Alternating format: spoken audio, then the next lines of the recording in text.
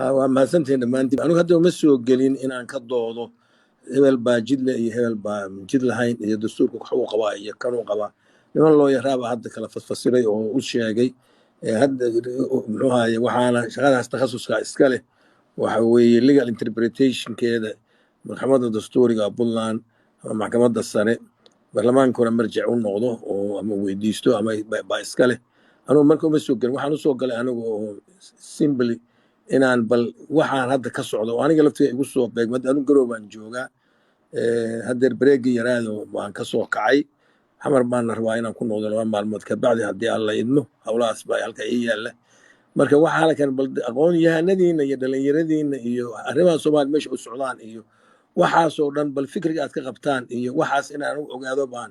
ugu soo galay hadda haddii aad specifically wax gaar ah oo jiri jiray ama dadka kale ayan ogeynna waxaan idinka iraahdo oo general ah waa jeclahay arrintaas baa horta aniga kusoo galkaygu yahay haddii aan wax yar intaa idinka istiimiyo horta aad baan uga xumahay in waqtigan momentumkan soomaaliya ay ku jidho oo iyadoo dib u dhac ku jiro doorashadii 2000 iyo la rabay inay dhammaato 2021 inay dhammaato gabagabadeedii oo madax cusub ay timaado February intaas ka horna dhowr bilood oo 2000 iyo muxuu ahay 20kii September hogaankii la gaaray iyo waxa ay timaado hal sano iyo bar waa ka badan tahay hadda inta maaragtay aan wareegayno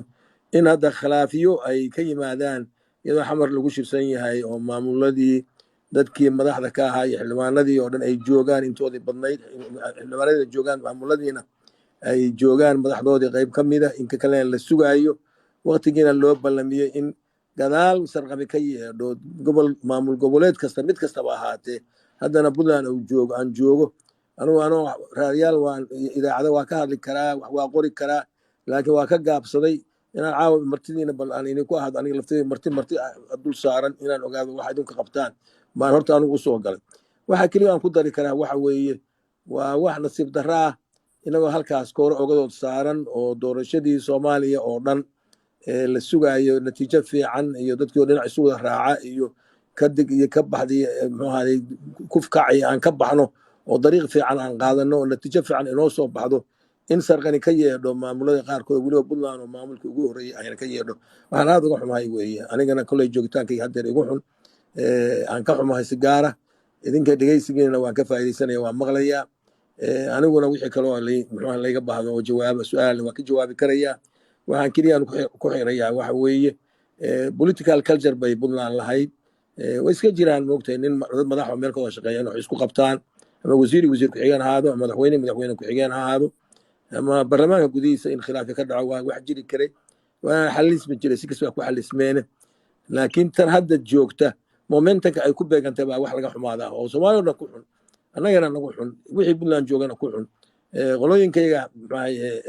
halka senatoriyaasha ka ah oo xilka gaari ka saaran yahay ku xun marka muddo yar baa ay ku kala dhamaanayaan 15 madaxweyne la dooranaya bal inta ka horeysa anagu way iska aamusnaanaynaa bal markii madaxweyne la doorto wixii lagu xallin karo markaa ka bacdi waan ka baxayn